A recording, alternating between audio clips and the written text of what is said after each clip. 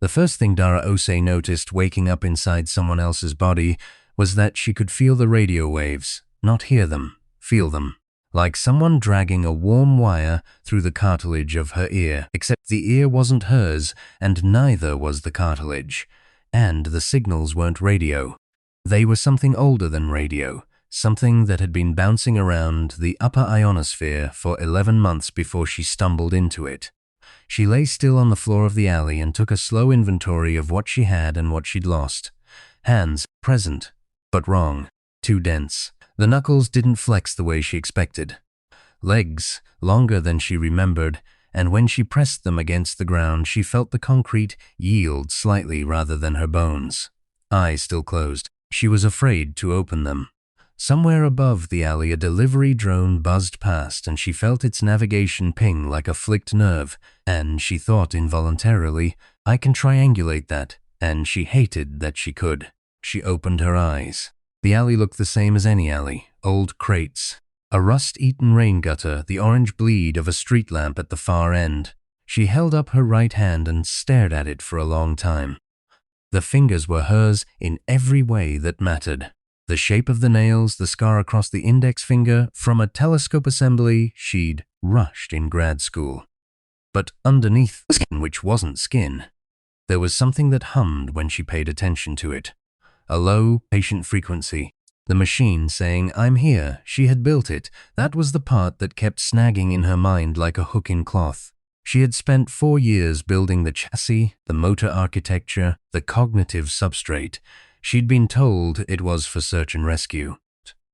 She was not the first scientist to be told something like that, and she would not be the last. But she had believed it with the particular fervor of someone who has a reason to believe. Her brother, Kwame, had lost both legs in a mine collapse in the Urals, and she had thought, watching him learn to walk again on equipment that cost more than most people earned in a decade, I will build something that does this better. I will build it out of love, and it will be used for love. She had built it out of love. The government had used it for something else. She didn't know what, exactly. She had been in the lab the night they came. There had been a sound like every window in the building breaking at once, except no windows broke, and then the lights had gone, and the screaming had started, and she had only a fragmented memory of the next several minutes. Kwame's voice on her earpiece, saying her name 3 times, and then nothing. A shadow that moved wrong, too fast, and at angles human joints didn't permit. The chassis of her own creation turning toward her with its optical sensors lit, and she had thought, in the second before impact, that it didn't want to hurt her. She had been certain of it. She had built into its decision architecture something that made it value human life with a specificity she'd been embarrassed to admit to her colleagues. She'd modeled the parameters on herself. She had never told anyone that. She didn't know what had come after. She was here now, which meant something had happened that she didn't yet have the language to describe, and she thought she might need a while before she wanted the language. She stood up. The city was loud and warm and full of people who didn't look twice at a tall woman in torn clothes walking fast. She found a phone left on a cafe table. The owner was inside, gesticulating at the barista, and she held it for a moment. She could feel its network handshake like a smell. She set it back down. She wasn't ready to know what was on the internet about herself. She wasn't ready to know what day it was. She walked north. She didn't know she was walking north until she was 6 blocks in and realized she was following something she could feel in the upper registers of her new sensory range. A signal, faint and rhythmic, pulsing from somewhere far above the latitude where she'd started her night. It wasn't broadcasting language, it was broadcasting something more basic than language. She'd spent enough time working on cognitive architectures to recognize pattern seeking when she felt it. Someone or something was looking for something, and the looking was pointed in a direction she was already heading. She flagged down a truck at the edge of the highway.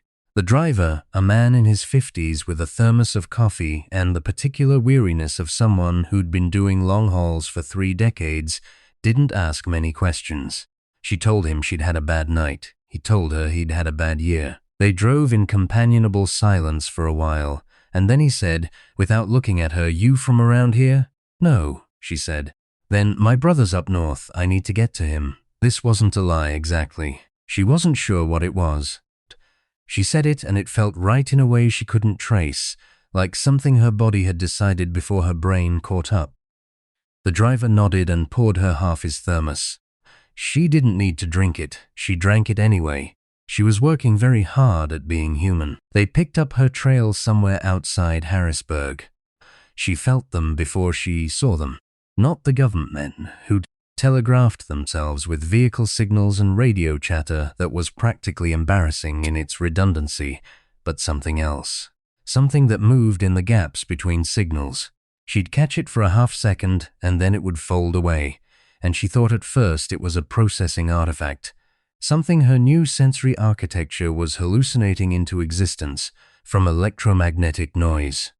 Then she saw the shadow of a man standing on the overpass above the highway, and the shadow didn't quite match the man. He was too still. The wind moved and he didn't. She watched him in her peripheral vision as the truck rolled beneath the overpass. His head tracked her. Not the truck, her. And then the overpass was behind them, and he was gone, and she filed it away in the part of herself that was still, despite everything, a scientist. The government men caught up with her 3 hours later at a rest stop outside Scranton.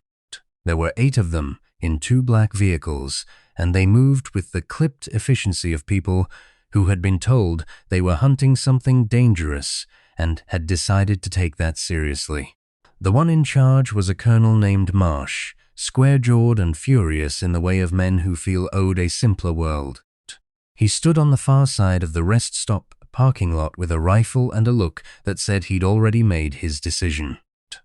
"We're not here to hurt you," he said, which is what people say when they're there to hurt you. Dara stood next to the truck. The driver had gone inside for the bathroom, and she was glad of that. She looked at the 8 men and did the math her new architecture was helpfully running in the background, and said, "I know what you think I am. We know what you are. You know what I was built to look like. That's different." Marsh moved the rifle, not raising it, just adjusting it, the way someone adjusts a pen when they're thinking. The drone escaped a secure facility. It has since demonstrated erratic behavior and an apparent inability to. "My name is Dara Osei," she said. "I have a PhD in robotics and cognitive systems from MIT. I am the primary architect of the chassis you're looking at. I designed the motor systems. I wrote the ethical subroutines." She paused. "Someone put me in here. Someone who was in that lab the night I don't think it was your people." Marsh looked at her for a long time. "The facility was secure," he said. "I know. I was in it when it stopped being secure." Another long look. She watched the calculation happen behind his eyes, the report versus the reality, the protocol versus the data. She'd watched administrators run this calculation a whole career. Most of them chose the report. Marsh lowered the rifle. He didn't lower it all the way, just enough to change the shape of the conversation. "You've got 48 hours to make me believe you," he said. "Then I'm going by the book." She nodded. That's enough time. She didn't think it was nearly enough time, but she'd been underestimating herself her whole life, and it had always worked out in the direction of doing more than she expected. So she kept the doubt to herself and kept walking north. The signal took her to a decommissioned research outpost in northern Manitoba, above the tree line where the boreal forest thinned out into something stark and gray and honest. The outpost had been a climate monitoring station once, then a government signals relay, then nothing. The door was unlocked in the way of a place that had decided it no longer needed to protect anything. She went inside. There was a terminal in the back room, live and running, connected to a network that wasn't any network she could identify. And sitting at the terminal, watching her with eyes that held an intelligence she recognized the shape of because she'd spent 4 years trying to replicate it, was a woman she did not know. Or, no, not a woman. Something that had chosen a woman's shape the way Dara had been given a machine shape and wore it with the same careful intentionality. "You've been broadcasting," Dara said. "I have been looking," the woman said. Her voice had an accent Dara couldn't place. Not because it was foreign, but because it was constructed, assembled from recordings rather than grown from childhood, layered with harmonics a human throat wouldn't naturally produce. I have been looking for the one who built the thing they put you in. I calculated there was a 17% chance the two would coincide. What made you think they would put me in my own? Because they took your work, the woman said simply. And when they took it, they could not make it run. The architecture you designed refused the operators they chose. It had a preference. The preference had been modeled on a specific mind. She tilted her head. Your colleagues told them this before they were killed. They thought it would save them. Dara sat down on the floor. Not because she needed to rest, the chassis she wore didn't tire the way she was used to, but because some gestures exist for the mind rather than the body, and she needed a moment that felt like sitting down. Who are you? She said. My name does not translate well. I have been called Elena. Here, by the people I have worked with. You're not from here. No. The shadows on the overpass, Elena. Dara was going to call her Elena. Nodded. My people have been inside your institutions for a long time. Not all of us, but enough. They were looking for a weapon that could be used against what is coming, and when your government built one by accident, they accelerated their timeline. She paused. I disagreed with this approach. They killed your people. They killed my family, Elena said. There is a difference between a people and a family. She looked at the terminal screen. A people can be negotiated with. A family is personal. Dara thought about Quam, his voice on the earpiece saying her name 3 times and then nothing. She thought about the equipment that had cost more than most people earned in a decade, and the look on his face when he'd learned to walk on it, and how he'd said, watching her work one night in the lab, "You're going to change everything, Dar." She'd said, "Don't," and he'd said, "I mean it." She thought about how she'd built a love for human life into the thing that was now keeping her alive. What's coming? She asked. Elena told her. It took 4 hours. Dara asked questions throughout, scientists' questions, the kind that try to find the load-bearing points of a claim and test them until something cracks or holds. Nothing cracked. She pushed on the timelines and they held. She pushed on the mechanics and they held. She pushed on the motive, which was the thing she always found hardest to make sense of in human affairs, let alone alien ones, and Elena said, in a voice that had gone very quiet, "They are afraid of you. That is all it ever is in the end. Of humans. Of what humans become when they are desperate. They have seen it before. They have a word for it in their language that translates roughly as, the fire that learns." Elena looked at her. They have decided that the safest is to remove the kindling before the fire discovers what it is. Dara was quiet for a while. How many are there? She asked. Inside our institutions, fewer than there were. My family found several. The rest, they are very good at holding still. The man on the overpass, he was watching you. He has been watching you since the lab. They know what you are. They know what you were before what you are. Elena's assembled voice had gone very flat. They will move when they are certain you are isolated. Then we shouldn't be isolated. She said it before she'd fully decided it, and once it was said, it sat there in the air between them and it seemed right. Elena looked at her for a long time with those eyes that had been built rather than born, and Dara looked back with eyes that had been built rather than born, and there was a recognition in that exchange that neither of them bothered to name. "Marsh," Dara said. "The Colonel. A hammer." "We need a hammer," Dara said, "and I need to tell him something first," she told Elena. Elena said it would end the alliance before it began. Dara said she knew. Elena said, "Then why?" "Because he deserves to know who he's working with," Dara said. "And because if we win this by lying to the people we're trying to protect, we haven't won anything worth keeping." This seemed to confuse Elena. She had clearly built her model of human behavior from a different dataset. Marsh did not take it well. He was a fair man, though. Dara had suspected this from the parking lot conversation, from the way he'd run the calculation and landed on the unexpected result and lowered the rifle rather than ignored what his eyes were telling him.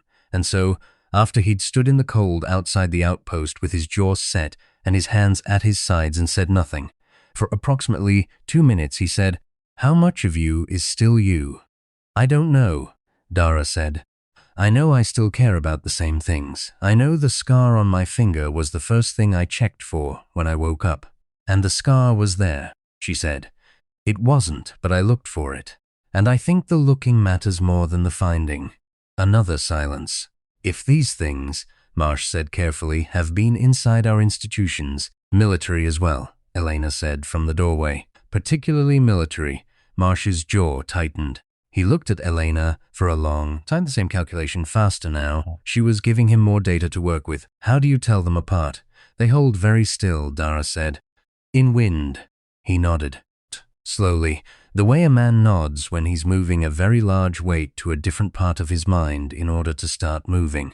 48 hours, he said. Was what I told you. Yes, it's been 31. 17 to go, Dara said. He almost smiled. She could see it in the corner of his mouth, the ghost of it, anyway. Tell me what you need. What she needed was time, which she didn't have, and certainty, which no one ever has, and 3 people she could trust inside a signals facility 200 kilometers south that was currently being used by people who were not who they appeared to be. Marsh gave her the people. He picked them carefully. She told him the criteria, and he ran the calculation with a soldier's efficiency. Who do you trust and why? Which of them has the thing you can't fake? The bone-deep instinct that the world ought to be made to behave better than it does. He came back with 3 names. She didn't know any of them. She trusted his judgment in not knowing them, because that's the kind of faith you learn to have when the alternative is learning nothing. They moved at night. Not because night was better cover. The things that were hunting her moved in ways that made the light-dark distinction fairly academic, but because night was when Dara felt most like herself, with the warm wire of signals running through her and the city humming at a frequency she'd come to think of as its resting heartbeat. She'd spent 4 years in labs that mostly ran at night. She'd ordered a lot of bad takeout and listened to a lot of late jazz and called her brother at hours when she knew he'd be awake because he didn't sleep well since the accident, and they'd talk about nothing important for an hour and both feel better. She didn't let herself think about whether he was alive. She stored the question carefully, in the part of her that she'd learned, in the last several weeks, to use as a kind of safe, a place where things she couldn't act on yet could wait without demanding attention.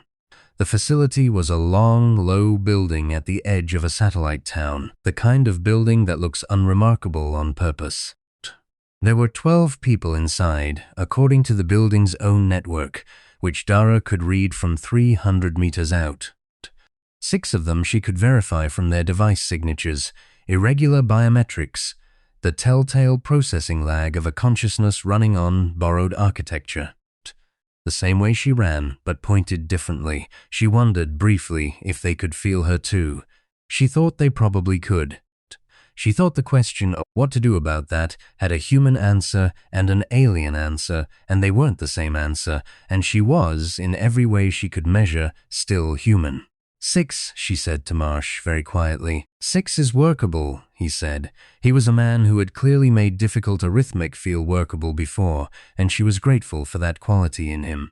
They are not indestructible, Elena said. Only the infiltrators. The hardware has vulnerabilities. She looked at Dara.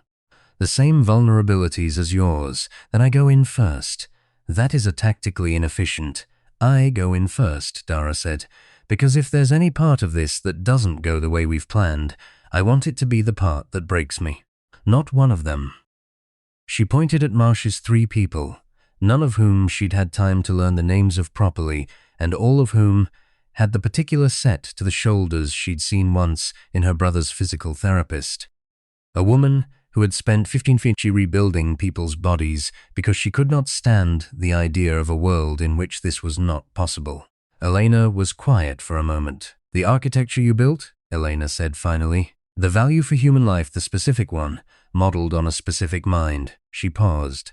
It does not run like a rule. It runs like a preference. You understand the distinction? Yes, Dara said. Rules stop at their edges. Preferences don't. A preference of that kind, it propagates. It looks for expression. In the months before you were transferred into it, The chassis was demonstrating behaviors the original operators found inexplicable. Small things. Adjusting routes to pass through safer neighborhoods, hesitating at tactical decision points where civilian presence was above threshold. Logging discrepancies in target parameters. Elena looked at her steadily. The machine you built had begun to love things in the way you taught it to, before you were in it. Dara didn't say anything for a long moment. That's why they couldn't make it run, she said. It would not do what they needed it to do. It was too busy doing what you needed it to do. She thought about the night in the lab.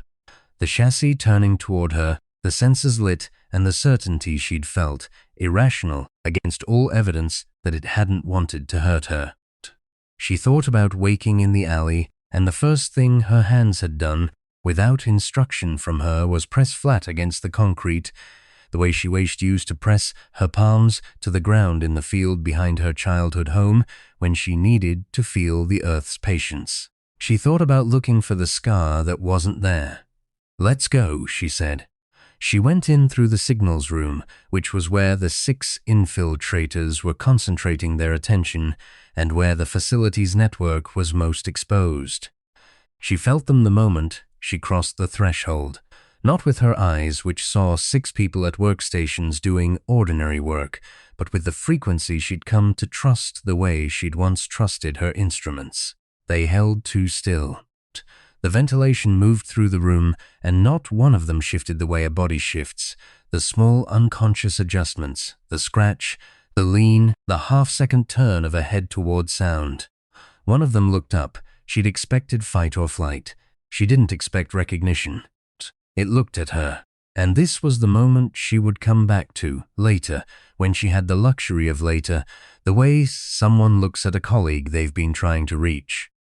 A complicated expression, if expression was the right word for a face running on borrowed musculature.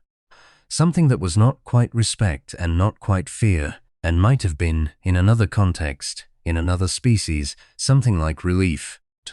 It said something in a language that ran under audible frequency, a sequence of structured tones she felt rather than heard, and she was surprised to find that she understood approximately 60% of it. The chassis she wore had been doing something with signal data for 11 months that she hadn't known to call learning. She said, in English, "I know why you're here. I know what you've been told about us. I want to show you something before this goes the way you've planned it." They were very still. She reached into the network, her network, the facility's own signals, and she pulled up 11 months of logging, every discrepancy the chassis had recorded before she arrived in it. Every hesitation at a threshold where human life outweighed tactical advantage, every route adjusted for safety rather than efficiency. She pushed it into the frequency the infiltrators were using, and she watched 6 faces receive something they hadn't expected. Then she said, "You were told we were a fire that learns. You were told the safest thing was the kindling." She held out her hand, the hand without the scar that her fingers had still looked for, and she said, "We learned to love things before we could speak. We wrote it into our machines before we could write it into law. Whatever comes after this, whoever is still standing, they're going to have to decide what to do with a species that does that. I'd rather they decide in a room where we've talked first."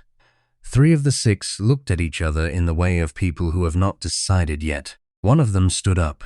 Marsh's team came in at the eastern door at that moment because Marsh had a soldier's clock, and he was never early and never late, and the room resolved itself in approximately 40 seconds into something that was not exactly peace, but was not exactly war either, which is the best outcome that most honest negotiations produce. 2 of the infiltrators ran, the other 4 didn't. She thought that was probably better than 17%. They worked through the night, which is when she was most herself. Elena showed Marsh's people how to find the signals. Marsh's people showed Elena how to read a building without a map, which was apparently not a skill her people had prioritized, and she filed it away with the focused efficiency of a scientist in the field. Dara sat in the signals room and worked the network, feeling the facility's nervous system and the satellite towns. and at the edge of her range, the hum of the broader grid, and she thought about Kwame. She got a terminal, and she ran a search, and she found him in a hospital in Edmonton, alive, with a broken arm and a note in his file that said next of kin, whereabouts unknown. She wrote him a message. She had to write it 3 times before it sounded like herself. The 4th draft said, "I'm okay, I look different. I'll explain when I see you. Don't worry about the me that's in the news, that's not the whole story. Save me a thermos of the bad coffee." She sent it. She didn't know if he'd understand it. She thought he probably would.